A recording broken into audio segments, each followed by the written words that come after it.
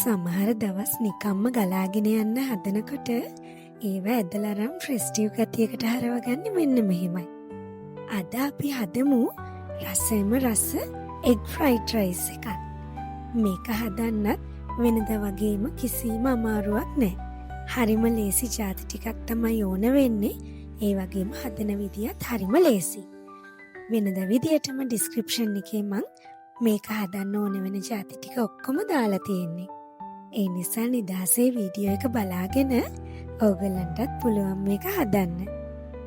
ඒ වගේම මම මේ බත් එක කන්න හැදුවා රස සැලඩ් එකක්. ඒකට ඕන ಜಾති ටිකත් මම වෙනමම ඩිස්ක්‍රිප්ෂන් එකේ දැම්මා. මේ ලේසි සැලඩ් එකත් මේ බත් එකත් එක්ක නියමටම ගැලපෙනවා. ඒකට හරියන්න මම හතු බෙදුමකුත් හදලා පරිප්පු කරි එකක් හැදුවා. මේ හතු බෙදුම රෙසිපි එක මං කලින් පේජ් එකේ දීලා තියෙනවා. ඒකත් බලන්න. තෙල් බින්දුවක්වත් නැතුව තමයි අපි ෆ්‍රයි කරගත්තේ. එහෙනම් ආයෙ දවසක මේ රෙසිපි එක try කරලා බලන්න හොඳේ. බලලා රස මටත් කියන්න මතක් කරන්න එපා.